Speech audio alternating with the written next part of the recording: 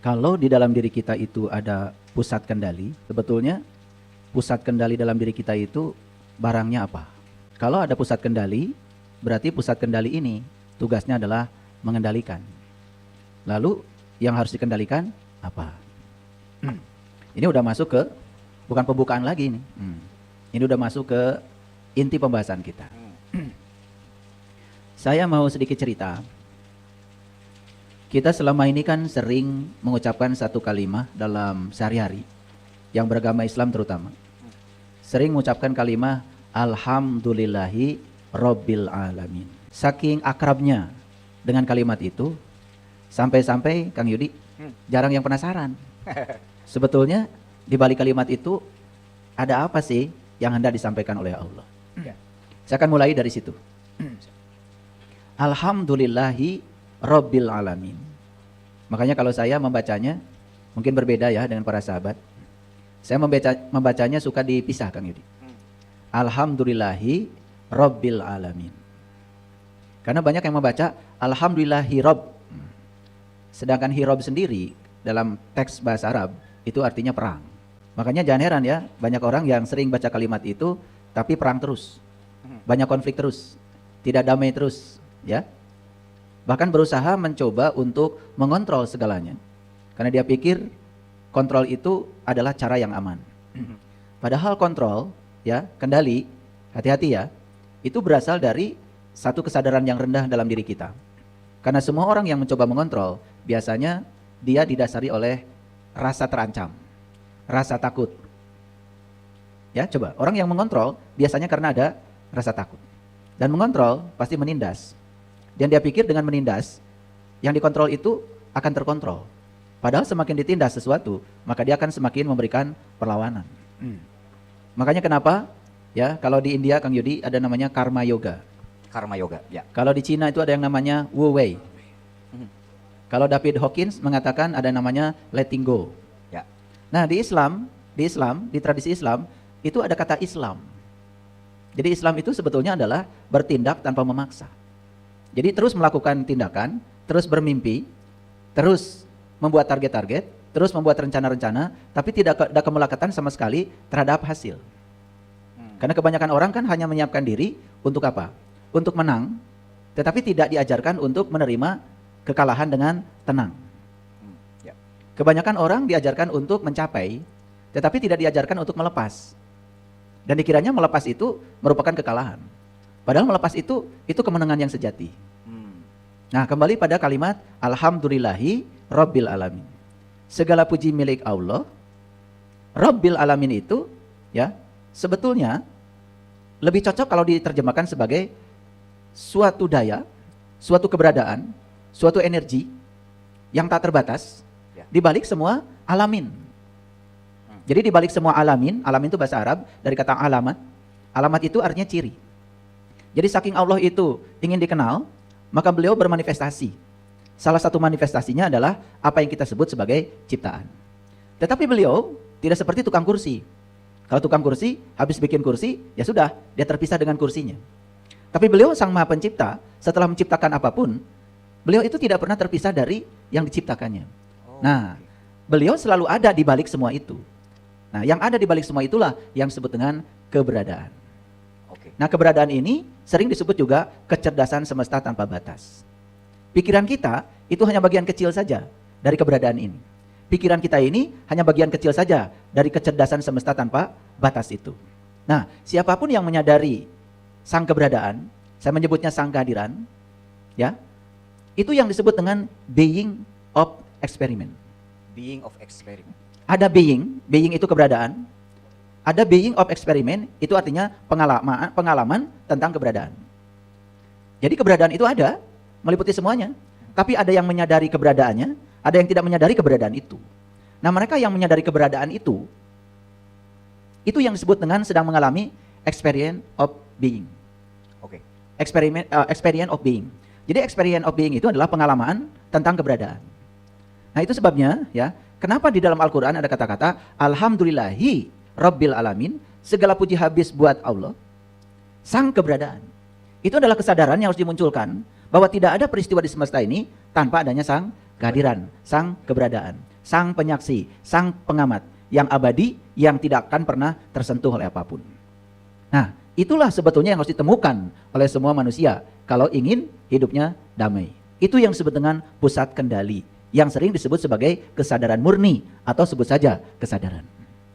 Nah, terus memangnya kalau ada pusat kendali yang mengendalikan, terus apa yang harus dikendalikan pada diri kita? Yang harus dikendalikan itu semua penyebab yang menyebabkan kita hidup menderita, semua penyebab yang membuat kita hidup menjadi gelisah, celaka, jauh dari sumber-sumber kedamaian. Apa saja? Satu yang harus dikendalikan oleh kita itu bernama emosi. Dan emosi itu adalah respon kompleks ya setiap diri terhadap segala stimulus yang datang. Emosi ini sangat subjektif, Kang Yudi. Sangat bergantung pada setiap orang.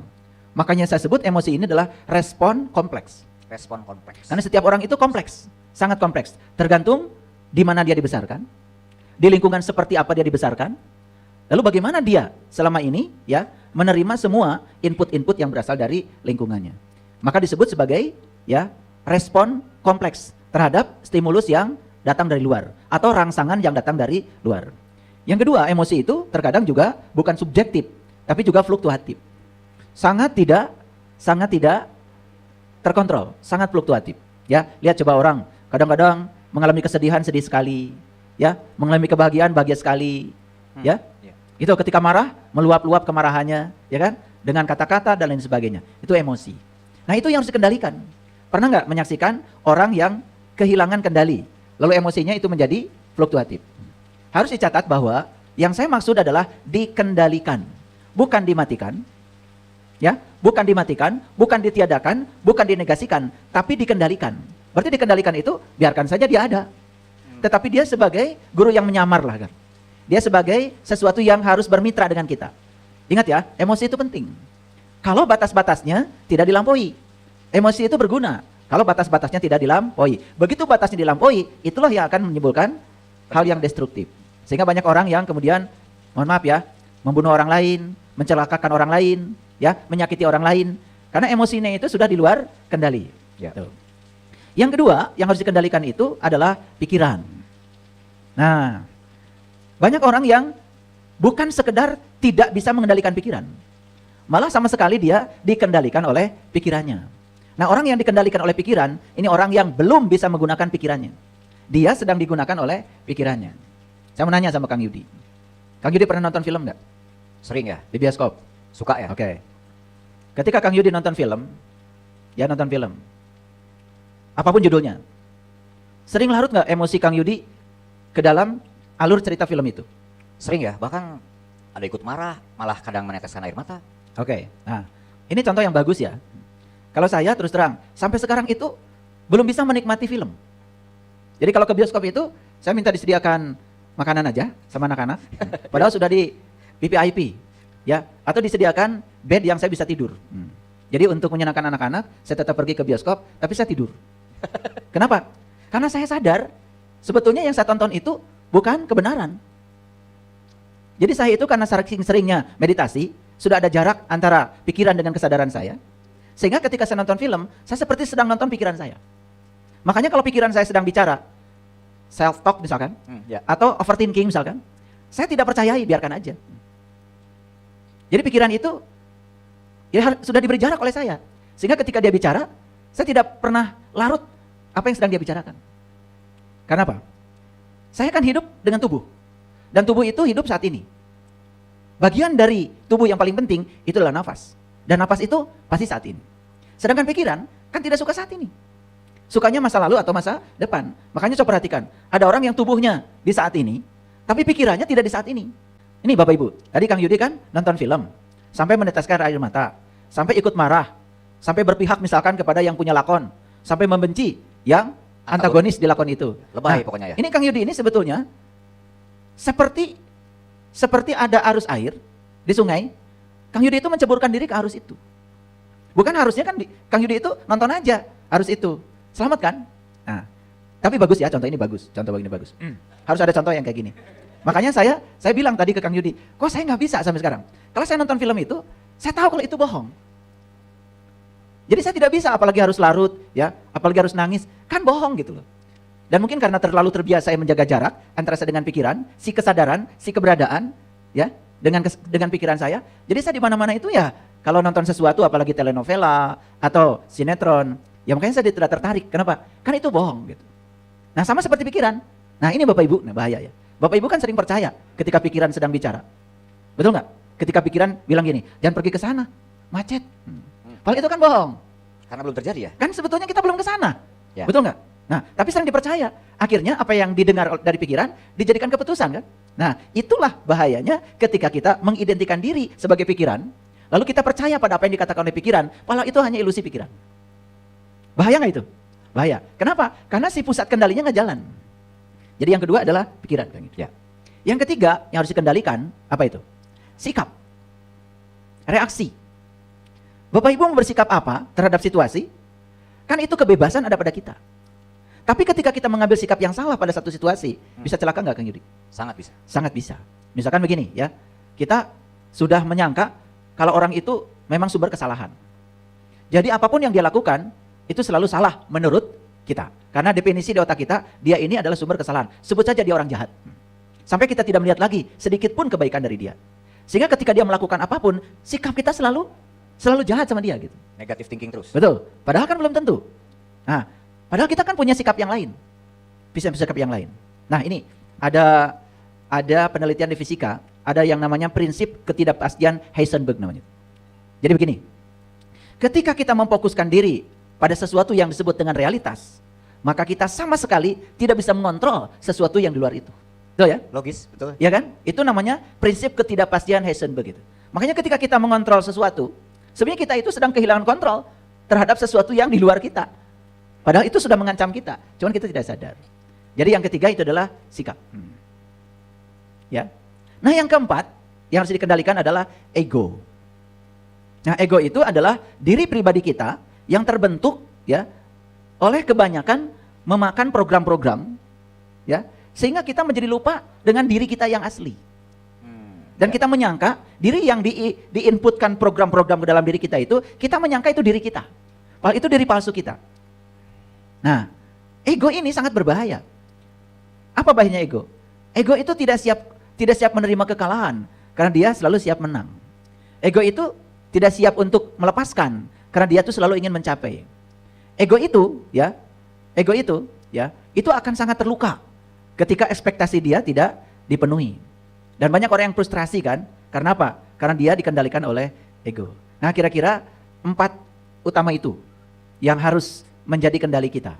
Jadi yang pertama adalah emosi, yang kedua adalah pikiran, yang ketiga adalah sikap, dan yang keempat adalah ego. Siapa pusat kendalinya? Pusat kendalinya adalah sang keberadaan, sang kehadiran, sang kesadaran. Nah oleh karena itu, kenapa ajaran leluhur kita sering mengatakan pulang kamu ke jati diri. Nah pulang ke jati diri sebetulnya supaya kita menemukan kembali ya diri yang jauh lebih besar dari sekedar yang saya sebutkan tadi. Diri yang lebih besar dari sekedar emosi, dari sekedar pikiran, dari sekedar sikap, dari sekedar ego. Karena dalam diri kita itu ada sang keberadaan. Ada kesadaran murni. Makanya latihan yang paling dasar adalah cobalah belajar pulang ke tubuh kita sendiri. Pulang ke tubuh aja dulu. Kenapa harus pulang ke tubuh? Karena kita ini, ya, mohon maaf ya, belum tentu yang semua hadir di sini sedang ada di tubuhnya. Belum tentu. Siapa tahu sedang ada di dalam imajinasi pikirannya. Sedang di mana gitu loh. Atau sedang di masa lalu, atau sedang di masa depan. Sedangkan tubuh adanya di saat ini. Jadi pulang ke dalam tubuh berarti pulang ke saat ini. Nah sekarang mau saya tanya, bagian yang paling penting dalam tubuh apa menurut Bapak Ibu? Apa? Nafas. Bagian yang paling penting di tubuh kita nafas. Berarti pulang ke dalam tubuh sebetulnya kita pulang kepada satu ruang sunyi yang sangat suci yang bernama nafas. Ketika kita pulang ke nafas, maka disitulah kita sedang the power of now. Kita sedang memasuki saat ini. Nah, kebanyakan kita tidak suka berlama-lama berkunjung ke saat ini. Makanya coba ada latihan mindfulness, Ya. ada latihan meditasi. Bahkan tadi ya, saya langsung share ya ketika saya sedang olahraga. Saya kalau olahraga ya, mulai dari saya pakai baju, saya sadari, saya hadir. Bagaimana tangan itu bisa mengancingkan baju, saya sadari. Begitu tangan bisa pakai sepatu, mencangkan tali sepatu, saya sadari. Saya kemudian merasakan betapa ajaibnya ya tangan ini. Gitu. Bagaimana Allah menciptakan tangan ini begitu fleksibel. Ya, mengikatkan tali sepatu bisa. Semua melakukannya bisa.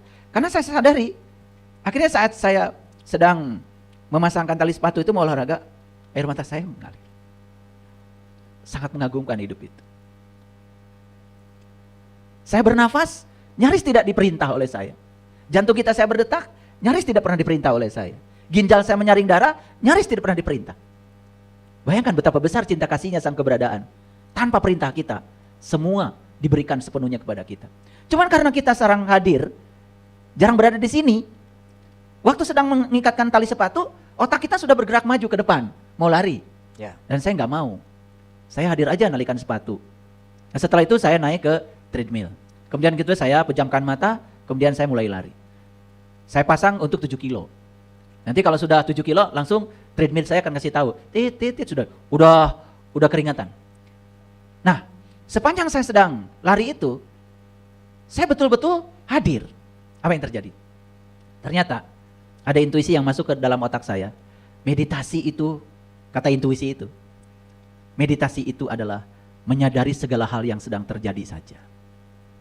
Dan tempatnya bisa di mana saja, bisa kapan saja. Tidak perlu gunung, tidak perlu bikin tempat yang tinggi-tinggi di gua, Di hutan. karena meditasi itu cukup kamu menyadari apa yang sedang terjadi. Tanpa penghakiman, jadilah kamu seorang pengamat. Saat itu kamu sedang pulang ke tubuhmu sendiri, sedang pulang ke jati dirimu. Sesederhana itu. Kang Yudi kan dari tradisi Islam. Saya kembali lagi pada kalimat alhamdulillahi. Segala puji hanya milik Allah. Jadi Allahnya kan sudah disebut di situ. Dan kalimat lanjutnya apa? Robbil alamin. Sering diterjemahkan Tuhan semesta alam. Ya kan? Nah, apakah setiap orang Islam Tuhannya adalah Allah? Belum tentu. Ya. Kalau ngaku sih boleh. Karena Tuhan itu kan apa saja yang dia percayai menurut persepsi dirinya, dan dia memberikan kekuatan menyelamatkan. Kan ada orang yang merasa diselamatkan oleh uangnya, Oh, ya. oleh Oke. jabatannya, oleh hartanya. Bahkan ada orang yang mungkin berani ya menyatakan bahwa orang lain di mana dia bergantung kepada orang itu dan segala kebutuhan hidupnya dipenuhi, mungkin lebih dipentingkan daripada Allah. Karena dia tidak kenal kepada Allah. Ya tentu saja saya berharap kalau kita sudah menuhankan Allah, ya kenali Allah. Supaya kita menuhankan Allah yang sebenarnya, bukan Allah yang menurut persepsi kita sendiri. Jadi saya setuju dengan Kang Yudi bahwa sebetulnya Rob itu, Robbil Alamin, Tuhan. Nah, dalam tradisi Islam, sang keberadaan itu ya Allah. Tetapi kita juga jangan kemudian mengecilkan istilah lain dari tradisi lain. Apalagi mereka sudah tahu barangnya. Cuman beda sebutannya. Ada yang menyebut Sang Hyang Taya, nggak apa-apa. Ya. Ada yang menyebut kecerdasan semesta tanpa batas, ya nggak apa-apa. Ya silakan aja menyebutnya apa. Karena yang paling penting kan ketika kita menyebut, kita tahu alamat yang disebut. Karena kita udah kenal. Jadi saya setuju itu. Tetapi ya tentang Al-Musawwir tadi, ya saya kurang begitu setuju dengan sang keberadaan itu adalah Al-Musawwir. Karena Al-Musawwir ini kan artinya arsitek agung. Yang namanya arsitek seperti Kang Yudi kan arsitek.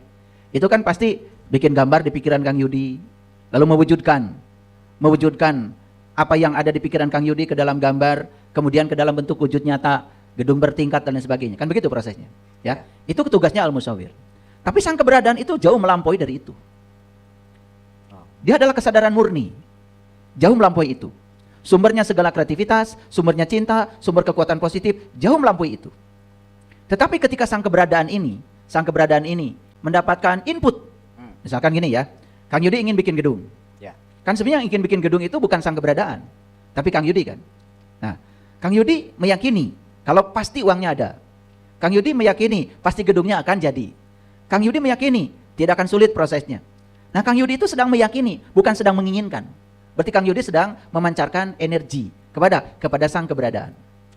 Nah, sang keberadaan itu kemudian merespon energi yang disampaikan, terjadi proses resonansi. Di situ Al-Musawwir itu hadir. Wow, oke. Wah, berarti ya saya tadi punya pemahaman Al-Musawwir ternyata itu hanya sepersekian bagiannya dari sang keberadaan ya. Betul. Ternyata sang keberadaan itulah yang pusat. kesadaran pusat semesta sesungguhnya. Baik, nah tadi ada 4 hal ya, dari mulai ego, bagaimana kita bersikap, kemudian emosi, dan yang seterusnya tadi itu hal-hal yang sangat mungkin menjadi gangguan kita lupa gitu kepada sang keberadaan. Salah satunya meditatif tadi dengan meditasi. Jadi meditasi itu sesungguhnya tidak berarti saya duduk bersila, mengatur nafas, tidak sebatas itu berarti ya? Ya, itu latihan meditasi. Oke. Itu latihannya.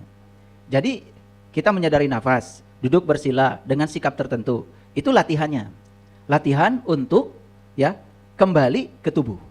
Bagian yang paling penting dari tubuh adalah nafas. Ya. Itu baru latihan kembali ke nafas. Oke. Gitu. Nah, meditasi yang sebenarnya terjadi di setiap ruang dan waktu. Ketika kita menyadari segala hal yang terjadi. Apa saja yang terjadi, termasuk yang sedang terjadi di pikiran. Tidak hanya yang di luar dari diri kita, yang di dalam diri Yang di kita dalam. juga. Misalkan gini, Kang Yudi mau meditasi. Apa sih tujuan meditasi? Kan sebenarnya tujuan meditasi itu adalah melampaui pikiran. Melalui pikiran. Karena kita sadar ada kecerdasan yang jauh melampaui pikiran. Itu sumbernya kreativitas, sumber cinta, ya, sumber kekuatan positif ada di situ. Ya. Ya.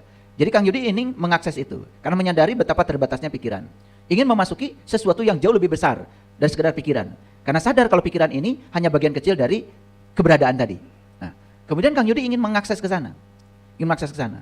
Nah, tadi latihan meditasinya adalah menyadari napas. Yes. Karena apa? Karena ketika kita menyadari napas, coba latihan. Pikiran kita itu ketika kita menyadari napas, pikiran itu jadi tidak terlalu sibuk. Energinya itu seolah-olah diserahkan pada kesadaran ketika menyadari napas. Tapi meditasi yang sebenarnya sebetulnya adalah menyadari segala hal yang terjadi tanpa penilaian, tanpa penghakiman. Jadi seperti langit yang sedang menyadari datang perginya awan. Perhatikan saya. Makanya ketika sedang meditasi, ada yang datang di pikiran, ya biarkan. Ada yang pergi dari pikiran, ya biarkan. Kenapa? Langit itu tidak pernah jadi awan. Dan awan tidak pernah bisa merusak langit. Jadi sebetulnya ya, setiap orang tuh harusnya tidak ada yang terluka, Kang Yudi. Seharusnya. Seharusnya. Setiap orang itu tidak ada yang sakit hati, seharusnya. Karena luka dan sakit hati itu jelas dari ego. Bukan dari kesadaran, bukan dari sang keberadaan. Kita yang sebenarnya bukan awan putih, bukan awan hitam. Kita yang sebenarnya adalah langit yang menyaksikan awan putih dan awan hitam datang silih berganti.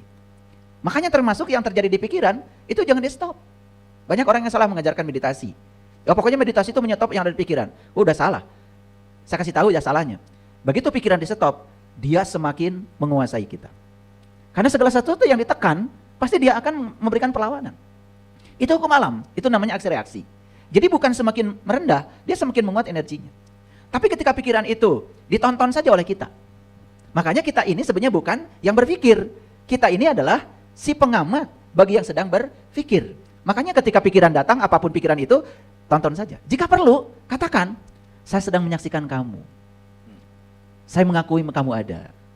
Silakan kamu datang, silakan kamu pergi. Saya tidak akan menilai kamu. Begitu. Tetapi bukan berarti pikiran itu buruk ya, jangan lupa. Pikiran ini mitra, pikiran ini alat. Persis pikiran itu kayak pisau. Bapak Ibu ya, perlu pisau nggak? Perlu kan? Perlu pisau ya. Tapi pisau punya dua kemungkinan. Bisa melakukan tindakan yang positif, bisa melakukan tindakan yang negatif. Kan tergantung kontrol kita. Ya. Tapi ketika dia digunakan untuk hal yang positif, tentu saja ibu bapak tidak akan merasakan wanginya goreng bawang kalau nggak ada pisau. Ya. Ada jasa pisau loh di situ. Diiris-iris dengan rapi sehingga jadi goreng bawang. Jangan lupa bahwa kita butuh pisau. Awas ya, jangan buang pisau. Saya tidak butuh pisau. Karena pisau berbahaya. Awas. Berbahaya bagi mereka yang tidak bisa mengendalikan pisau itu. Ya. Bagi dia yang bisa mengendalikannya, dia adalah sesuatu yang harus menjadi mitra kita. Ini hati-hati ya. Banyak yang ingin mencoba mematikan pikiran. Padahal pikiran itu mitra, alat. Tidak ada temuan seperti yang sekarang kita rasakan, termasuk mic yang dipegang Kang Yudi, HP Kang Yudi, laptop saya, mic saya. Tidak ada teknologi ini kalau tidak ada pikiran. Ya. Semua produk teknologi itu buah pikiran. Jadi jangan coba-coba kemudian menegasikan pikiran. Karena pikiran itu penting, dia sebagai alat. Makanya orang bijak mengatakan pikiran itu adalah ya pelayan yang sangat baik, tetapi dia menjadi majikan yang sangat berbahaya. Nah, makanya kita harus tahu batasnya. Batasnya. Nah, Jadi kembali ke pertanyaan Kang Yudi, ya, yang tadi, apakah sang keberadaan ini bisa disebut apa saja? Ya terserah. Mau disebut Allah, mau disebut Sang Hyang Taya, mau disebut apa saja. Yang penting Kang Yudi mengalami experience of being. Ya. Pengalaman keberadaan.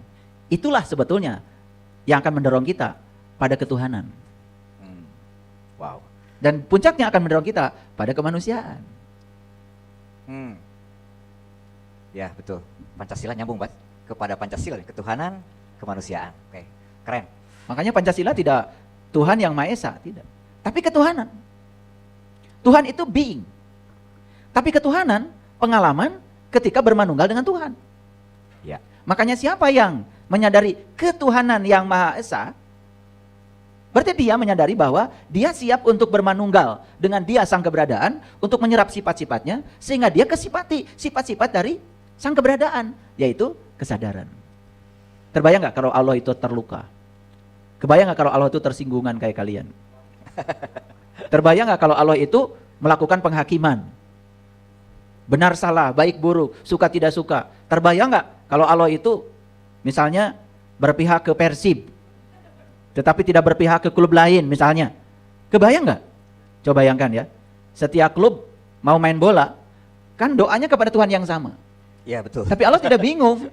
Ya udah, siapa yang paling rajin latihannya, ya sudah, dia pasti akan menjadi yang sangat memiliki kemungkinan untuk menang. Gitu aja kan? Jadi sang keberadaan ya cuman hadir saja menjadi penyaksi di balik itu semua. Ya, jadi jangan percaya ya. Ini klub-klub sepak bola, misalkan tiba-tiba ada orang yang menyatakan kalau didoakan sama saya nanti akan menang, misalkan gitu ya. Yang penting kasih duit sama saya, gak usah latihan. Gitu. Gak usah, jangan percaya itu, jangan percaya.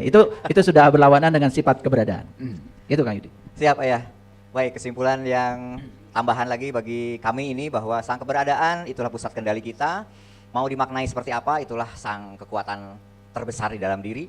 Kalau tadi di Islam nyebutnya Allah, Sang Hyang Taya atau apapun, bagaikan air mungkin ya. Mau disebut water, disebut air, disebut cai, silahkan. Yang penting kita sudah menikmati rasa dan sejuknya air. Siap, itu satu. Nah, saya mau balik lagi ke yang tadi 4 besar yang menjadi gangguan kita untuk jadi lupa kepada sang kesadaran, sang keberadaan. Ada ego, ada emosi, ada pikiran, ada sikap atau reaksi. Apakah itu hal yang tanda kutip punya kamar masing-masing terpisah-pisah ya? Ataukah itu seperti adik kakak dalam satu keluarga? Awalnya hadir sang ego jadi membuat emosinya hadir, emosi membuat pikiran terganggu, keluar dari batasan tadi sehingga bereaksilah jadi sikap yang tanda kutip tidak seharusnya. Apakah ada urutan sambungan seperti itu atau sesuatu yang terpisah-pisah ya? Ya, setuju sekali. Sebetulnya itu bukan satu kesatuan yang terpisah. Ya. Cuman dalam ranah sains, dalam ranah psikologi itu terkadang supaya gampang untuk memahaminya, kemudian dibuat pemisahan-pemisahan seperti itu. Itu hanya pendekatan pembelajaran aja. Tetapi ya ketika kita sedang dalam kehidupan, kita hampir tidak bisa memisahkan yang mana emosi, yang mana ego, ya, yang mana sikap, yang mana pikiran, itu semua sudah bercampur-campur. Tapi yang paling penting dari itu adalah, coba perhatikan. Pernah nggak Kang Yudi memahami kenapa orang marah? Karena reaksi dari sesuatu yang masuk ke telinga, ke mata, dia nggak suka. Oke. Jadi sebetulnya ketika dia sedang marah, kan sebetulnya dia sedang melumpuhkan. Ketika dia sedang marah, dia itu kan sebetulnya sedang memberi makan pada ego. Oke. Ya. Nah, pernah nggak Kang Yudi berada pada posisi sedang dimarahi orang? Sering Ayah. Oke. Apa yang Kang Yudi lakukan? Mengelus dada. Dan ya kadang saya kesel ya. Seringnya kesel malah. Kalau bukan ini malah saya, nah gitu ya. Iya. Biasa ya manusiawi ya. Ya. Jadi sebetulnya ketika Kang Yudi itu bereaksi marah kepada orang yang marah pada Kang Yudi, sebenarnya Kang Yudi itu sedang melumpuhkan diri Kang Yudi. Merugikan saya sendiri. Karena Kang Yudi sedang dikendalikan oleh pihak lain. Ya, ya. Ketika kita gampang dikendalikan oleh pihak lain, itu bukti bahwa di dalam diri kita, sang kekuatan tadi, sang keberadaan tadi, ya, sang kehadiran tadi nyaris tidak berdaya. Makanya sebenarnya orang-orang yang sakit hati itu karena sang keberadaan dalam dirinya tidak berdaya. Orang yang keselan, ya, orang yang marah, ya, itu ada orang yang sang keberadaan dalam dirinya itu nyaris tidak berdaya. Sebenarnya dia itu, ya, tidak sedang menjadi dirinya sendiri. Bahkan melupakan dirinya. Dari diri sejatinya itu dia lupakan. Ada satu kekuatan dalam dirinya yang luar biasa, tapi dia tidak menyadarinya kekuatan itu. Sehingga kekuatan itu nyaris tidak bisa menjadi kendali. Nah, akhirnya apa? Dia dikendalikan oleh situasi, dikendalikan oleh pihak luar. Kan ada orang ya ketika disulut ya oleh satu peristiwa, misalnya sebut aja, ya di satu tempat kan pernah ada kejadian, ada orang diteriaki maling. Nah, kemudian dia itu langsung saja ngambil tongkat, ngambil apa ya, tanpa bertanya. Orang yang diteriaki maling itu tiba-tiba digebukin gitu Kang Yudi. Nah itu kan sebetulnya orang yang lumpuh. Orang yang sedang gebukin orang lain itu orang yang sedang lumpuh. Sang keberadaan, sang kesadaran, energi murni dalam dirinya itu lumpuh. Nah, yang sedang bekerja pada dirinya, sedang mengendalikan dirinya apa? Yang tadi, emosi, ya toh, sikap, kemudian pikirannya, kemudian egonya. Oke. Nah, ini yang sering terjadi dalam kehidupan sehari-hari. Coba bayangkan ya, sekarang ini ya, saya kan pernah membuat judul di YouTube, judul kajian saya, ya, perbedaan antara niat sejati dengan ego. Nah itu sudah saya rinci itu, sudah saya rinci. Supaya semua orang sadar kalau dia beraktivitas itu sebenarnya yang menggerakkan dia itu apa? Apakah niat sejati atau ego? Ya, contoh sederhana. Bapak Ibu kalau bekerja, misalnya kalau bekerja,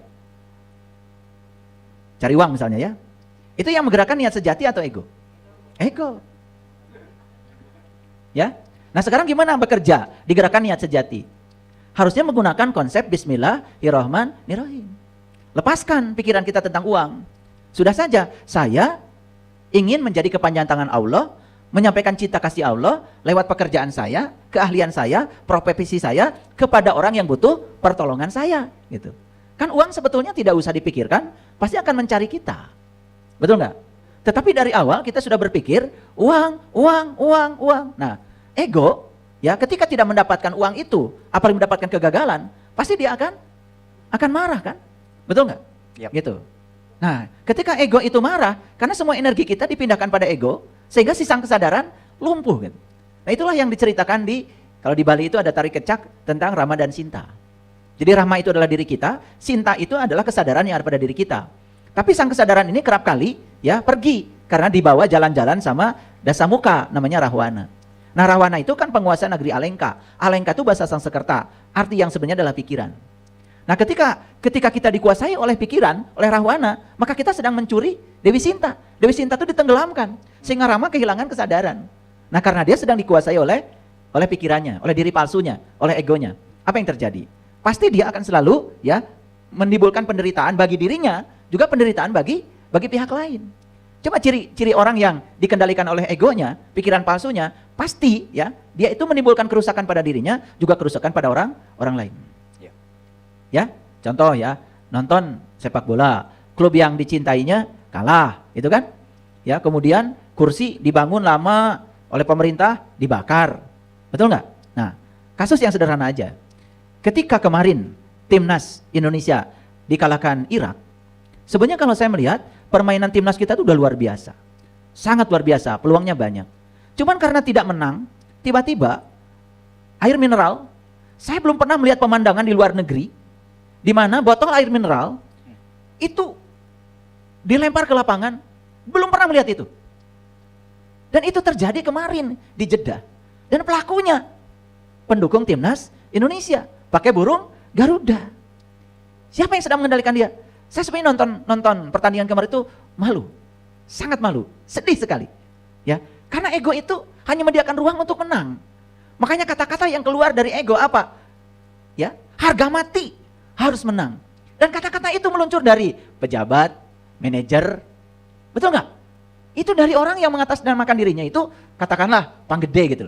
Nah, rakyat yang kecil itu tidak siap. Nih kalau saya ya jadi manajer, ya pasti akan saya bilang, dalam sepak bola itu cuma dua kemungkinannya, menang dan kalah. Kita sudah berusaha semaksimal mungkin, tapi kemungkinan itu 50-50. Yuk kita belajar menerima, ketika menang kita senang, ketika kalah kita tenang. Kalau saya begitu, tapi kan saya bukan manajer klub manapun kan Yudi.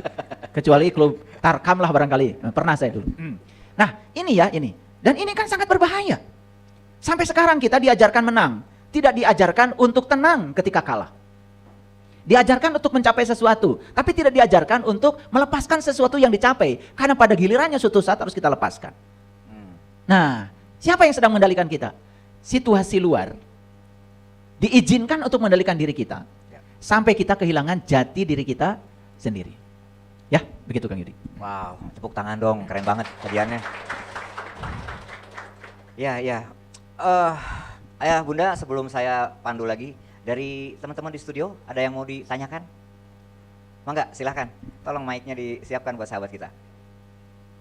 Monggo. Oh, ngacung Pak, yang mana tadi Pak? Monggo, silahkan Pak. Dari mana, nama, silahkan. Saya nama Yanto Herianto dari Ciparai. Terima kasih atas kesempatannya untuk bertanya.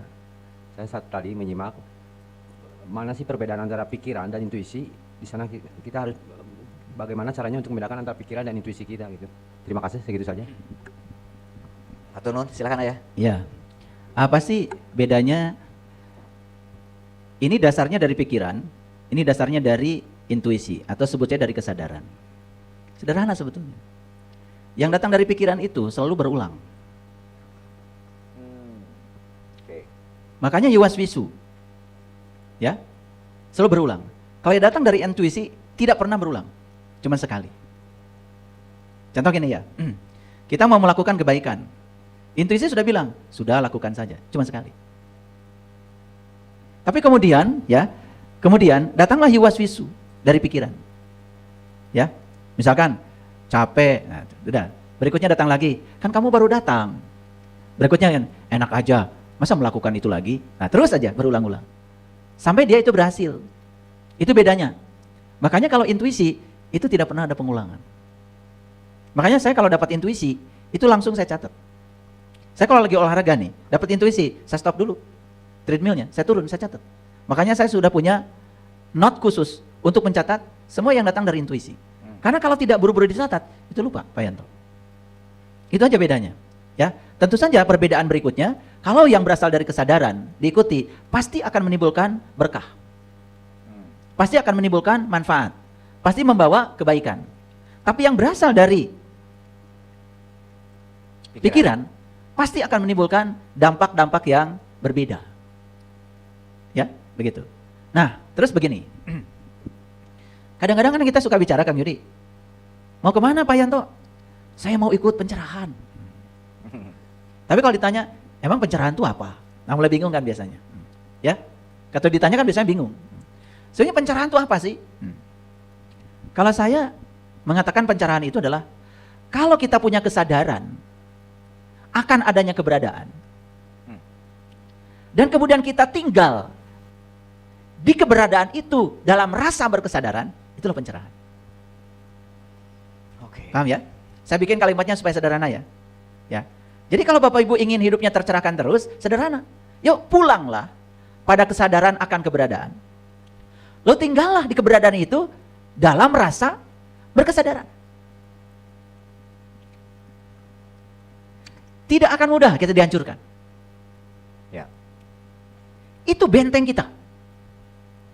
Itulah pusat kendali kita. Ada nggak orang yang gampang dihancurkan? Sering berubah dengan apa kata orang tentang dirinya. Dibicarakan sedikit saja tentang dirinya langsung berubah. Ya, dihina orang lain langsung jatuh. Banyak yang kayak gitu. Banyak. Nah, ini masalahnya apa? Masalahnya karena dia belum punya kesadaran tentang keberadaan. Dan dia belum tinggal di rasa berkesadaran itu. Karena dia belum tercerahkan. Jadi manusia tercerahkan itu cirinya apa? Dia sudah tidak bereaksi apa-apa. Bukan banyak pengetahuan. Bukan sudah cerita, oh saya meditasi di Tibet, meditasi di China, meditasi di Bali, gitu ya. Ketika tersinggung sedikit aja, ya, kesenggol langsung melotot. Itu belum tercerahkan. Nah, wujud orang yang sudah tercerahkan, dia damai setiap saat. Makanya orang yang sudah di level seperti itu, alam semesta pun pasti merindukan dia. Pasti merindukan dia. Kenapa? Karena yang keluar dari mulutnya selalu kata-kata yang menyejukkan, ya, pandangan matanya sudah terbebas dari segala kecurigaan. Makanya dalam ajaran Tibet itu sering dikatakan, sentuhlah matamu selembut bulu ayam. Nah, sentuhlah matamu selembut bulu ayam artinya, ya, ajari matamu supaya melihat dengan kelembutan, tidak ada kecurigaan. Kan banyak orang yang memandang dengan kecurigaan, betul nggak? Nah, orang yang selalu curiga pada orang lain, karena yang dilakukan orang lain, itu masih dilakukan oleh dirinya. Ya. Jadi kalau kita benci sesuatu pada orang lain, yang kamu benci itu sebetulnya, itu orang lain itu hanya sedang mengingatkan bahwa di dalam diri kamu masih ada energi itu. Nih saya kasih tahu, pernah nggak Bapak Ibu benci sama orang lain? Pernah kan? Nah sebetulnya orang lain yang dihadirkan semesta kepadamu itu, sebetulnya sedang mengingatkan saja bahwa energi kebencian yang ada pada orang ini ada pada kamu. Itu aja. Harusnya bukan menyerang orang itu, harusnya memperbaiki diri gitu loh. Oh, kok saya masih tidak suka ya orang lain melakukan itu? Oh, berarti saya sebenarnya masih memiliki energi ketidaksukaan itu gitu. Introspeksi jadinya gitu ya. Iya, harusnya semua ke dalam. Nah, makanya saya mengajak kita semua, yuk ya, tidak usah pusing-pusing. Bagaimana mengendalikan emosi, bagaimana mengendalikan pikiran, bagaimana mengendalikan sikap, dan bagaimana ego. mengendalikan ego. Tidak usah satu-satu pusing. Sudah, kembali saja pada satu kesadaran bahwa di dalam diri kita ada sang keberadaan, dia abadi, tidak terjebak oleh kehidupan, tidak terjebak oleh kematian, akan selalu ada selama-lamanya. Pulanglah pada kesadaran keberadaan itu dan tinggal di rasa berkesadaran. Yang 4 saya sebutkan satu-satu tadi itu, seolah-olah makhluk yang berbeda itu lumpuh dengan sendirinya. Saya bukan berbicara teori karena saya bukan ahli teori. Saya nggak suka teori-teori. Saya sedang berbicara pengalaman saya. Bukan berarti saya sudah selesai, bukan berarti sudah selesai. Ya, tapi saya terus ya belajar, terus belajar untuk selalu tinggal di kesadaran akan keberadaan itu. Kalimat yang saya pakai sama seperti kalimat yang Bapak Ibu pakai. Alhamdulillahi Rabbil Alamin. Sama kan? Sama, cuma beda kesadaran aja. Ya, saya mengucapkannya dengan penuh kesadaran itu aja. Gitu. Bagus ya pertanyaan dari Pak Yanto. Itu pertanyaan banyak orang kan sebetulnya ya. Sering pertanyaan seperti itu. Tidak bisa membedakan. Ya. Makanya gini saya kasih tahu. Kalau intuisi sudah nyuruh langsung lakukan. Tidak usah ada perdebatan di dalam. Karena yuwaswisu fisudur. Nah, kan yuwaswisu fisudur. Si pembisik-pembisik kesadaran itu akan datang berulang-ulang. Karena ego itu tidak siap kalah. Dia akan memaksakan dirinya untuk siap menang. Makanya banyak orang yang hidup kemudian dengan memaksakan segala sesuatu sesuai dengan ekspektasinya. Sebetulnya yang memaksakan itu niat suci atau ego? Ego. Niat suci itu tidak pernah memaksakan. Coba perhatikan. Ya. Begitu kita sudah menanam biji, ya sudah ditimbun, disiram aja setiap saat. Karena dia sadar yang akan menumbuhkannya bukan dia, sang keberadaan di balik semua itu. Karena dia sadar, kamu yang menanam, aku yang menumbuhkan. Karena tidak sabar, buka lagi tanahnya, malah mati. Nah sudah tumbuh, nih bijinya sudah keluar. Dia ingin cepat mendapatkan biji yang sama. Ditarik-tarik aja setiap hari, mati. Nah ketika dia menarik, sebenarnya dia sedang mengikuti ego. Karena ego itu ingin cepat berbuah, ingin cepat dapat hasil. Betul nggak? Kalau perlu nyogok, kan gitu ego. Betul nggak? Untuk memuluskan ekspektasinya supaya cepat tercapai. Apa yang terjadi ketika pohon ditarik-tarik? Mati. Padahal alam semesta ini ya punya alurnya sendiri, punya flow state-nya sendiri, punya jalurnya sendiri, punya jalannya sendiri. Ya sudah, ikuti saja. Makanya jangan menunggu. Nah, supaya tidak menunggu harus sabar. Apa sih sabar itu? Saya tanya orang-orang yang bilang harus sabar, ternyata nggak ngerti juga. Sabar itu bukan tentang menunggu, tapi sabar itu bersikap saat menunggu sampai tidak terasa kalau kita sedang menunggu. Ulang ya. Nih, saya mau kajian jam 1, kalian jam 12 di sini. Nggak usah nunggu jam 1. Bersikap saja. Kan tadi bersikap itu kendali kita. Bersikap saja supaya dengan sikap kita itu kita tidak merasa sedang menunggu. Apa itu? Ya sudah, ya ngobrol dengan teman-teman tentang yang positif atau membaca artikel atau baca buku, apa saja. Sehingga tidak merasa sedang menunggu, itu sabar. Sabar itu begitu. Bukan jam 1, pokoknya sabar. Diam aja sambil marah-marah, ya, sambil kesel. Pokoknya sabar, gitu aja. Itu nggak sabar, ya. Orang yang seperti itu ya pasti tensinya akan naik. Karena orang yang menunggu selamanya akan merasa menunggu. Itu, silakan ada pertanyaan lain. Ya. Itu ya, ayah bunda sekalian, Pak Yanto tadi yang bertanya. Jadi kita harus jeli, ternyata harus jeli. Itu tipis antara pikiran dengan intuisi, dan intuisi datangnya hanya sekali. Oke, makasih ayah Anda. Bapak ibu sekalian, ayah bunda sekalian, masih ada pertanyaan lagi? Oke, kalau belum ada, izin saya lanjutkan ya diskusi. Mewakili ayah bunda juga ya. Yang 4 hal tadi ya, dari mulai pikiran, emosi, ego, sikap, itu kan jangan sampai mengganggu. Agar tidak mengganggu, saya jadi ingat ada, saya nyebutnya ilmu jeda. Ilmu jeda itu jangan langsung bereaksi. Segala sesuatu itu perhatikan dulu. Karena di dalam sepersekian detik itulah sesungguhnya proses kita mudik kembali eling kepada sang keberadaan. Kalau di tape itu kan zaman dulu ada yang namanya pause, play, pause dulu. Kalau misalkan mau mengingat yang sebelumnya, tadi ngomong apa ya, nyanyi apa ya, pause dulu, catat, ingat-ingat. Analoginya seperti itu. Itu terkait pemahaman tentang pentingnya jeda sejenak untuk memaknai apa yang terjadi, jangan sampai mengganggu. Itu benar nggak ya? Ya, sangat setuju. Ya, salah satu latihan supaya energi pada emosi, energi pada pikiran, energi pada sikap reaksi itu, ya yang sangat reaktif, energi pada ego itu melemah. Itu salah satu latihannya adalah jeda, yang sering disebut dengan mindfulness. Sebetulnya alam semesta sudah mengajarkan itu pada kita. Contoh sederhana. Ya, orang-orang meditasi mengatakan bahwa di proses napas itu yang paling penting adalah jeda. Kan napas itu masuk, napas keluar. Nah, makanya kalau saya dulu pernah ikutan meditasi, justru kita ini pada tingkat lanjut tidak disuruh untuk menyadari napas masuk dan napas keluar, disuruh menyadari jedanya. Oh, oke. Jadi yang awal itu disuruh menyadari napas masuk, napas keluar, itu yang awal. Tapi yang sudah tingkat lanjut meditasinya disuruh untuk menyadari jeda di antara dua nafas. Makanya ada kata-kata bijak, siapa yang berhasil menyadari jeda di antara dua nafas, dia sudah masuk pada keabadian. Itulah keabadian, itu asalnya. Wow, yes. Makanya ketika kita masuk napas, itu kita hidup. Ketika kita keluar napas, kita mati. Nah kalau masih terjebak hidup mati, itu bukan keabadian. Keabadian itu yang sudah tidak terjebak oleh hidup mati. Mana keabadian? Ya jeda itu. Paru-paru kita tidak bisa menerima napas terus-menerus. Ternyata dia perlu jeda. Dia baru bisa menerima lagi kalau sudah mengeluarkan. Bayangkan ya orang yang serakah, pengennya nerima terus. Betul nggak? Kapan dia mau mengeluarkan? Betul nggak?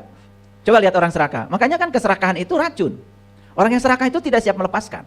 Karena egonya mengatakan kesuksesan dia, identitas diri dia adalah berapa banyak yang dia bisa kumpulkan. Berapa banyak yang dia bisa capai. Bukan berapa banyak yang dia bisa lepaskan. Dan dikiranya melepaskan itu suatu kekalahan. Padahal napas saja mengajarkan, kita baru bisa menarik napas baru, energi baru, kalau kita berani melepaskan yang lama. Nah keberanian melepaskan, seperti belajar ilmu ya, Bapak Ibu tidak mau melepaskan ilmu yang lama. Ingin ilmu itu saja, tidak siap menerima yang baru. Ya sudah, sesek. Tapi bukan sesek napas, sesek ilmu. Dan mentok di situ. Iya, orang yang hanya siap menerima itu tapi tidak melepaskan, paru-paru kita aja tidak mengajarkan menerima saja. Menerima tinggal sebentar melepaskan. Menerima tinggal sebentar melepaskan. Itu jeda sudah diajarkan. Saat menerima kita hidup. Saat melepaskan kita mati. Jeda di antara dua itu keabadian. Makanya kalau ini masuk kepada keabadian, ya harus belajar jeda itu. Bagus yang dikatakan Kang Yudi tadi. Betul sekali. Bapak Ibu ya, ketika ada sesuatu stimulus dari luar dan kita mau bereaksi, coba luangkan jeda 1-2 detik saja untuk fokus pada napas. Tarik napas yang dalam. Tidak usah pakai hitungan apa-apa, cuma tarik napas saja. Begitu kita menyadari nafas, energi dari emosi, energi dari ego, energi dari sikap yang reaktif itu langsung berkurang secara signifikan, itu dan masuk pada kesadaran. Ya.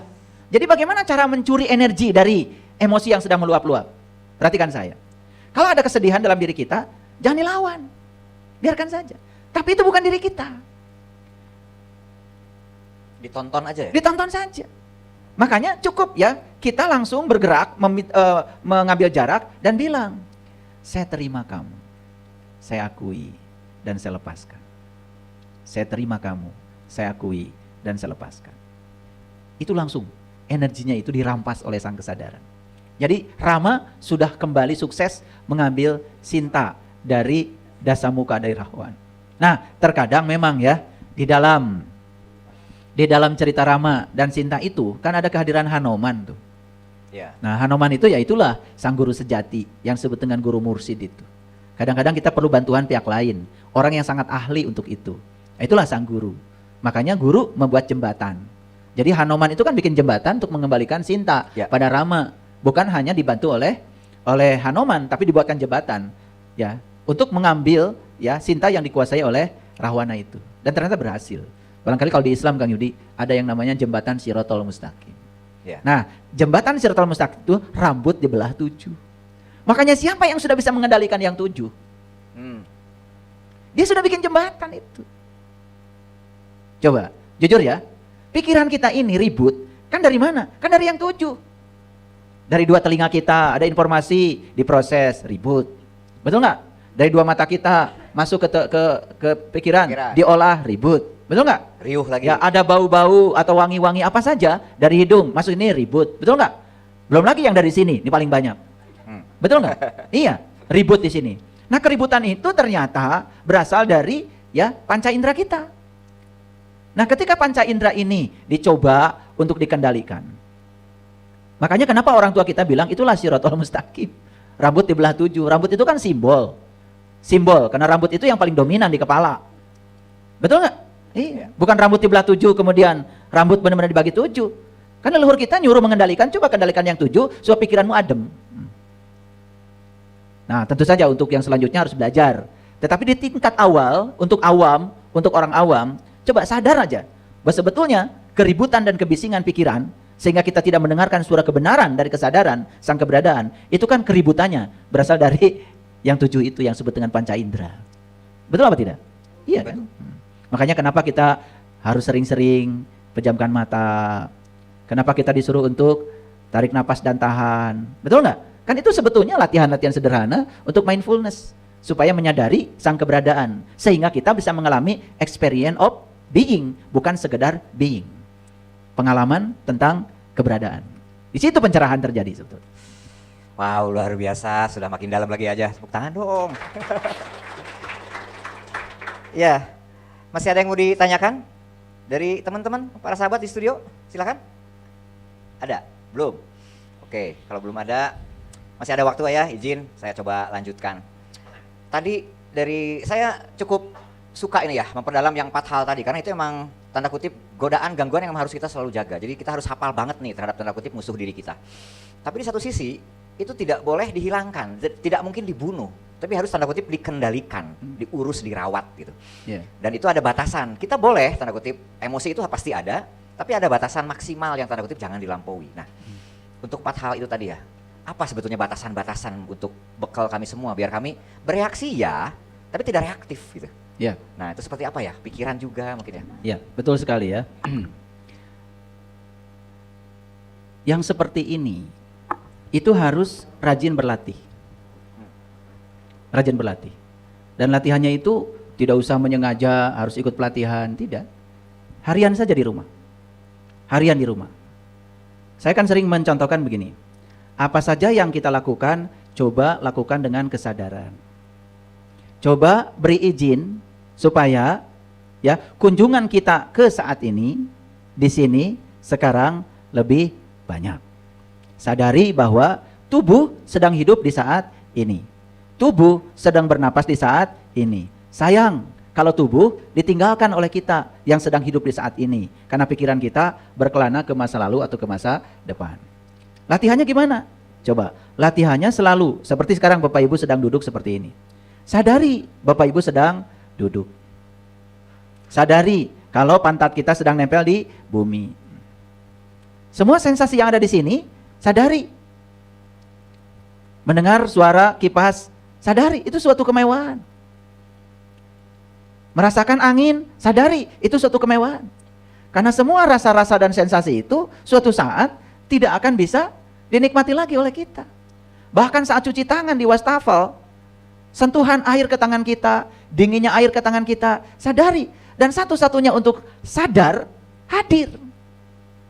Hadir sepenuhnya di situ. Jangan izinkan ketika kita cuci tangan, otak kita sudah di meja makan. Ketika kita sedang makan, otak kita sudah di kantor. Ketika di kantor, otak kita sudah di mana? Itu yang hilang dari kita. Itu yang hilang dari kita adalah the power of now. Kekuatan saat ini. Itu latihan yang paling sederhana.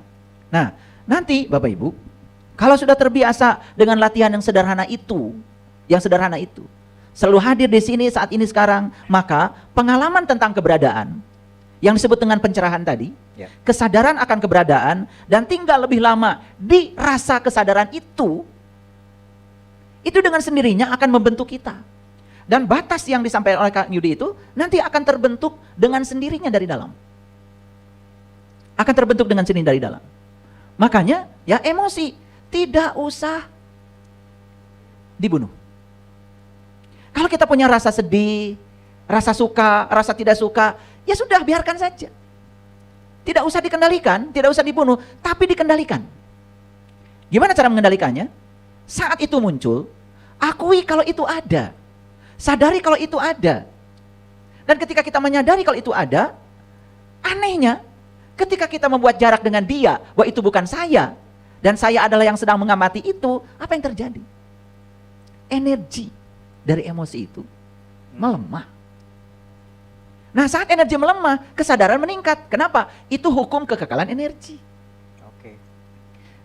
Jadi energi itu kekal, ya. Kekal tuh begini, ya. Saya punya energi 1000 joule, 1000 joule, ya, 1000 joule. Jadi kalau saya pakai 300 joule untuk A, ya pasti yang 700 joule buat B dong. Betul nggak? Itu. Ya. Kalau saya pakai buat A itu adalah 200 joule, ya B pasti 800. Kalau pakai A buat A itu 100 joule, ya B-nya 900, jumlahnya akan tetap 1000. Itu namanya kekal tuh begitu. Dia bisa berpindah energinya, tetapi tetap. Gitu. Nah, dalam diri kita tuh energi tuh kekal, Kang Yudi. Bentuk berbeda-beda. Nah, bentuk berbeda-beda. Jadi sekarang kalau 300 di kesadaran, 700 di emosi, ya emosi akan mengendalikan kesadaran. Nah, sekarang gimana caranya memindahkan yang 700 dari yang negatif, yang 700 di emosi menjadi 700 di kesadaran. Syukur-syukur kalau semuanya. Jadi 700 di kesadaran, 300 di emosi aja. Gimana caranya? Saat emosi datang, sadari, akui kalau itu ada. Jangan diperangi. Tapi anehnya begitu disadari, diakui, kita sedang membuat jeda tadi. Ya. Kita jadi punya jarak tuh dengan emosi kita. Kalau itu bukan saya. Gitu. Saya itu adalah langit. Emosi itu adalah awan putih, awan hitam. Saya tidak akan larut pada awan putih dan awan hitam. Karena saya langit. Saya adalah langit tak ternoda oleh apapun. Ketika kita menjadi pengamat, kita sedang menjadi pengamat. Berarti pengamat dengan yang diamati ada jarak. Saat ada jarak, apa yang terjadi? Itu energi yang 700 di emosi itu pindah, Kang Yudi. Wow. Nah, saat pindah, setidak-tidaknya di emosi masih ada 300. Tapi kan kesadaran sudah punya 700. Nah, si kesadaran mulai mengendalikan. Oke. Ya. Nah, ketika si kesadaran mulai mengendalikan, kita mulai terkontrol tuh. Mulai melemah, kata-kata kita mulai lebih lembut lagi, kata-kata kasar tidak terucap lagi, ya, kita tidak menyakiti diri kita lagi, tidak menyakiti orang lain lagi, masuk kepada keadaan stabil lagi. Kesadaran lagi. Masuk pada keadaan yang harmonis lagi. Gitu Kang Yudi. Wow. Sama, ya. Ketika pikiran juga begitu. Ya, baik sedang meditasi, tidak sedang meditasi, ketika pikiran sedang bicara, sudah dengerin aja. Tapi nggak usah dipercaya. Nah, kita itu ketika dia bicara, dipercaya. Ketika dia sedang overthinking, ketika dia sedang self-talk, Ya. sedang bicara sendiri nih. Kamu sedang ngelamun, bicara sendiri aja. Kamu percaya. Tidak ada jarak antara kamu dengan pikiranmu. Apa yang terjadi? Maka kita akan mengidentikan diri. Seolah-olah diri kita adalah pikiran itu. Sudah. Semua yang dibicarakan pikiran kalau dipercaya, itu akan menjadi kenyataan. Ya. Tetapi apakah boleh kita mencipta di pikiran? Boleh. Karena pikiran itu kreator kehidupan. Tapi kapan pikiran itu boleh diizinkan untuk berkreasi? Ketika dia sedang diberi cinta oleh kita. Cinta yang dimaksud adalah kekuatan positif. Ketika dia sedang mencipta dengan kekuatan positif, maka akan menghasilkan karya. Dan itu yang kita ingin. Makanya tidak boleh kita membunuh pikiran, tapi mengendalikannya. Ya. Nah, ketika kita mengendalikannya, semua yang terkendali kan jadi harmoni. Paham ya? Nah, jadi ini harus latihan Bapak Ibu. Latihan. Jadi latihan yang paling sederhana ya, lakukan hal kecil yang dilakukan terus-menerus setiap hari dengan kehadiran. penuh kesadaran. Jadi kalau sedang bicara nih kayak saya, Kang Yudi, saya dari tadi tidak mau terpancing. Saya menyadari kalau saya sedang bicara. Saya menyadari kalau saya sedang berpikir. Tetapi yang mengendalikan saya di belakang, itu kan mengontrol. Jangan sampai saya mengeluarkan kata-kata yang Tidak pantas. tidak pantas. Jangan sampai saya mengeluarkan kata-kata yang menyakiti pendengar. Jangan sampai saya mengeluarkan kata-kata yang menimbulkan perpecahan. Karena apa? Si kesadaran murni, dia itu tidak mungkin mengeluarkan kata-kata yang bukan cinta. Ya. Si kesadaran murni ini pasti akan selalu ngasih input yang wujudnya adalah kekuatan positif, yang namanya cinta. Nah, kalau kita merujuk pada kesadaran murni kita, apa yang terjadi Bapak Ibu? Ada nggak manusia yang menderita kalau dia sudah mengikuti kesadaran murni? Tidak ada. Ada nggak manusia yang miskin kalau sudah mengikuti kesadaran murni? Tidak ada. Ada nggak manusia yang bodoh kalau sudah mengikuti kesadaran murni? Tidak ada. Karena kesadaran murni itu adalah sumber cinta, disebut Ar-Rahman, Ar-Rahim. Jadi makanya kalau Allah mengatakan semua yang buruk berasal dari hasil tanganmu, tapi semua yang baik dariku. Ini harus dipahami juga. Ya. Karena selama ini kan kita, wah kok Allah begitu ya? Nggak fair. Nggak fair, betul nggak? Padahal hidup itu ada yang baik, ada yang buruk kan gitu. Yang baiknya di aku sama Allah, yang buruknya Kita. diserahkan kepada kita, ditemlehkan lah bahasa Inggrisnya mah, ya. Tetapi tidak begitu, karena memang kita bisa buktikan sekarang. Contoh, ya, halaman kita kotor, ya, singkirkan aja kotornya, sisanya bersih. Jadi sebenarnya bersih itu ciptaan kita atau ciptaan semesta? Ciptaan semesta. Cuman bersihnya tertutup oleh kotoran. Saat kotorannya disingkirkan, bersih ada kan? Ya. Jadi bersih itu sekarang ada di mana-mana Bapak Ibu. Sudah disediakan semesta. Cuman sedang tertutup oleh kotoran. Singkirkan aja kotorannya, bersih ada. Makanya tidak ada orang yang menciptakan bersih. Karena bersih itu buatan semesta. Disediakan oleh semesta. Clear sampai sini? Oke, sekarang saya mau nanya. Apakah bahagia disediakan semesta? Disediakan. Ada nggak sekarang bahagia sekarang? Ada nggak bahagia pada semua orang? Lah, kenapa banyak orang yang tidak bahagia? Sedang tertutup oleh penghalang yang menyebabkan kebahagiaan tidak kelihatan lagi. Karena dia sedang berfokus pada penghalang itu. Singkirkan yang menghalangi kebahagiaan itu, kamu akan bahagia. Keren. Jadi kalau kita kembali pada ayat innalillahi wa inna ilaihi rajiun, kata Allah, kamu tuh berasal dariku. Dan segera kamu pulang kepadaku. Ih, indah sekali. Ya. Jadi kamu tuh kata Allah asalnya bersih. Singkirkan semua yang menghalangi itu, kamu akan melihat kamu bersih. Bersih nggak usah kamu cari, karena sudah disediakan. Nah, sang keberadaan ini tidak menyediakan penyakit, tidak menyediakan penderitaan. Tapi kalau ada orang yang meyakini bahwa penderitaan dan penyakit itu dari dia, ya sudah, nggak sembuh-sembuh. Nggak sembuh-sembuh. Karena dia meyakini kalau sakit itu dari dia. Padahal di Quran dikatakan, fa iza maridtu fahuwa yashfin. Apabila aku sakit, dia yang menyembuhkan. Sakitnya dari aku, tapi sembuhkan dari dia. Paham nggak maksud saya? Ya. Nah, kalau semua manusia Kang Yudi tahu rahasia ini, tahu rahasia sang keberadaan, sang kehadiran ini, tahu rahasia alhamdulillahi rabbil alamin, tahu ini, tidak ada orang yang menderita. Jadi kenapa ya orang-orang bijak itu kemudian berteriak-teriak di mimbar? Bukan karena dia ingin dipandang oleh orang lain dia bijak, bukan ingin dipandang oleh orang lain kalau dia banyak ilmu, tidak. Dia ingin membagikan rahasia ini kepada orang lain yang sudah dia rasakan. Orang sadar naik gunung bukan ingin lihat dunia, tapi dia ingin melihat dunia. Kan ada orang naik gunung ingin dilihat dunia, bawa bendera, nyampe di puncak. Ya. Kayaknya Kang Yudi dulu gitu ya? Iya, sekian MDPL Ya. itu kebanggaan ya. Pasang bendera, Ya. sekian MDPL lagi pasang bendera. Yes. Diberitakan di medsos kalau saya sudah menundukkan gunung kan gitu. Yes. Ya. Biasa anak muda. Saya curiga jangan-jangan dia naik gunung ingin lihat dunia. Ya. Tapi orang bijak naik gunung ingin melihat dunia. Ingin melihat dari ketinggian. Ya. Ingin melihat sesuatu ruang yang kosongnya lebih banyak. Kan ternyata itu lebih indah. Ya sama. Bapak Ibu belajar kitab suci. Ingin dilihat orang atau ingin merasakan penderitaan orang? Kan lain niatnya kan? Betul nggak?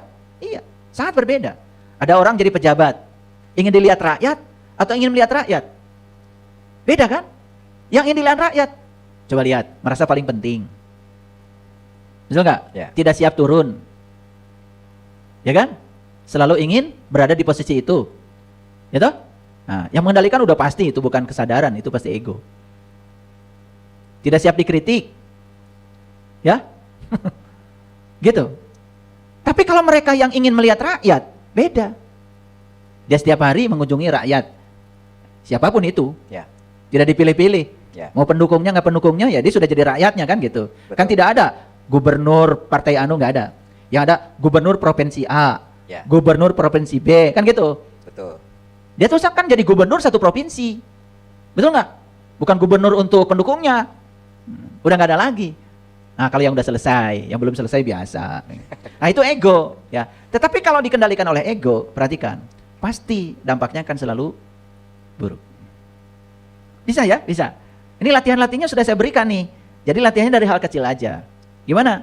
Sudah, kalau makan, jangan pegang HP. Kalau makan, ya makan aja. Dan kalau makan, jangan ngobrol. Ini saya ingatkan berkali-kali ya. Karena banyak ketika sedang makan, nyamperin saya. Mohon izin, ya sambil makan boleh ngobrol. Duh. Ya. Kan kita kalau makan ngobrol, kan mulut kita sedang menikmati makanan. Izinkan mulut sedang merasakan semua rasa-rasa yang dari hasil karya semesta ini, supaya kita bisa sampai di keberadaan. Bapak Ibu, makan saja kalau dengan kesadaran. Kita pulang loh. Ya. Pulang di kesadaran. Nangis pasti. Ketika kita mau menelan makanan. Kok hebat ya, tubuh ini otomatis bisa menelan. Betul nggak? Ada orang di mana menelan aja susah, itu bisa meninggal beberapa hari. Karena saraf menelannya tidak hidup. Nah, kita tidak pernah menyadari betapa mengagumkannya tubuh ini. Tanpa diperintah, bisa melakukan semuanya. Kita memasukkan makanan ke dalam lambung kita, diproses, mana buat darah, mana buat tulang, mana buat jantung. Coba Bapak Ibu, ada yang pernah sakit nggak? Kemudian minum obat, betul nggak? Kok obat itu tahu? Dia buat bisul. Ya. Nggak salah alamat. Nggak salah alamat, dianterin ke bisulnya, betul nggak? Apa Bapak Ibu kemudian susah payah gitu ya, habis minum obat, terus dipencerong gitu, ya nepit kena bisul, sampai bisulnya kering coba. Cerdas bukan tubuh ini? Tapi berapa banyak orang yang mengagumi kedahsyatan tubuh ini. Kenapa? Karena saat dia datang dimanapun dia tidak hadir. Dia memandang tapi tidak melihat. Dia mendengar tetapi tidak menyimak. Buat apa kalian pergi ke gunung berkali-kali? Pergi ke laut, ke pantai berkali-kali? Udah capek-capek jauh ke Pangandaran, perjalanan 5 jam. Sampai di situ cuman laut. Gitu aja. Langsung makan nasi timbal, kan gitu? Ya, sampai kenyang. Kebanyakan makan jengkol, ngagoler. Betul nggak? Balik, ditanya, sudah dari laut dapat apa? Nggak dapat inspirasi apa-apa. Padahal judulnya rekreasi. Rekreasi, kreasi dari creation. Creation itu kan mencipta. Recreation itu artinya mencipta ulang. Ya. Harusnya kalian pulang dari gunung, pulang dari laut. Ada penciptaan ulang dalam diri. Ada sesuatu yang baru dalam diri. Karena tidak disadari, nggak ada apa-apa. Betul apa gitu? Betul apa tidak? Iya, coba. Padahal healing ya. Istilahnya Judulnya healing. ya. Ya. Heal kan berarti kan? Ya, healing, ya relaksasi, Betul. tambah tegang malah. Betul nggak? Iya. Iya, karena apa? Karena pergi dengan ego. Begitu macet, marah-marah. Betul nggak? Iya. Tidak bisa menikmati. Macet, marah-marah. Karena apa? Karena saat macet, tubuhnya ada di situ, tapi pikirannya sudah di Pangandaran. Betul nggak? Tapi kalau pikirannya hadir juga di situ, menikmati, ya sudah, setel aja musik yang enak, mau joget-joget, betul nggak? Ya nggak usah mikir Pangandaran, pikirin aja sepenuhnya ketika sedang ada di mobil itu. Sudah damai, hadir sepenuhnya. Nah, mulailah dari latihan yang kecil-kecil seperti itu. Saya juga bisa punya kesadaran seperti sekarang ini nih, bukan sesuatu yang di simsalabim, tidak Bapak Ibu.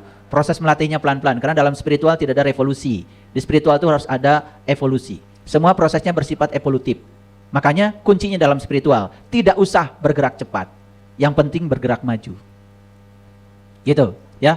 Tidak usah menjadi yang terbaik, tetapi menjadi versi terbaik saja dari dirimu sendiri. Spiritual kan begitu. Siapa yang mencari, siapa yang mengejar, malah dia tidak akan sampai.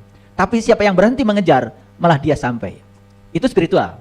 Spiritual itu kelihatan seperti paradoks. Ya. Kita cari rezeki, jamnya istirahat, Jamnya ngasuh anak, Jamnya ngantar cucu aja. Jangan sok sibuk. tetapi cukup. Mereka yang terus mengejar uang, cucu minta diantar, oh kakek sibuk, nah. Anak minta makan di restoran, gak bisa, sibuk. Ingat ya, saya kasih tahu, orang sibuk tuh gak sukses. Ini yang saya kasih pengumuman aja sama yang suka sok sibuk. Kan suka, wah saya sibuk. Kalau orang yang cerita sibuk itu udah jelas, gak sukses itu. Ciri orang sukses itu gak sibuk, tapi cukup. Kenapa? Jeda. Ya. Ada jeda. Belajar bertindak tanpa memaksa. Boleh punya mimpi? Boleh. Boleh punya target? Boleh. Ya, boleh punya cita-cita? Boleh. Tetapi tidak melekatkan diri pada target, pada hasil, pada pencapaian. Tidak. Dia hanya bertindak tanpa memaksa. Itulah karma yoga. Itulah Islam sebetulnya. Islam itu bertindak tanpa memaksa. Makanya tidak ada paksaan kan dalam agama? Ya. Nggak ada paksaan, la ikraha fiddin. Nggak ada paksaan. Karena agama itu urusan kesadaran. Dan kesadaran itu urusan pribadi. Kesadaran itu seperti memecahkan telur dari dalam. Pasti akan jadi anak ayam kan? Kalau memecahkan telur dari luar kan pasti cuma jadi dadar telur. Betul nggak? Umurnya pendek. Ya, sebentar mengenyangkan perut, sebentar juga terap. Betul nggak? Iya, setelah itu ngantuk. Luar biasa ya kalau kita kupas. Jadi kembali lagi pada topik kita, ya. Menemukan pusat kendali dalam diri. Jadi kompetensi yang dibangun oleh saya adalah bagaimana Bapak Ibu dengan proses yang lambat tetapi maju, suatu saat bisa menemukan pusat kendali itu di dalam diri, dan ketika pusat kendalinya benar-benar sudah hidup, dia akan bisa mengendalikan semuanya. Bukan membunuh, bukan mematikan, tetapi mengendalikan. Semua yang terkendali pasti aman. Semua yang terkendali pasti bagus. Lihat listrik ini. Kenapa nyalanya sekarang bisa kita nikmati? Terkendali. Tegangan listriknya 220 volt. Ya. Tertulis di bohlam lamp itu 60 watt. Apa artinya 60 watt? 60 watt itu adalah 60 joule per detik. Artinya lampu ini akan terang normal seperti sekarang kalau energi yang diberikan pada dia 60 joule per detik. Itu disebut dengan 60 watt. Tegangannya harus 220 volt. Tapi kalau tidak terkendali tegangannya, tiba-tiba ada tegangan 400 volt, mati. Ya. Mati. Ya. Apalagi ada konsleting.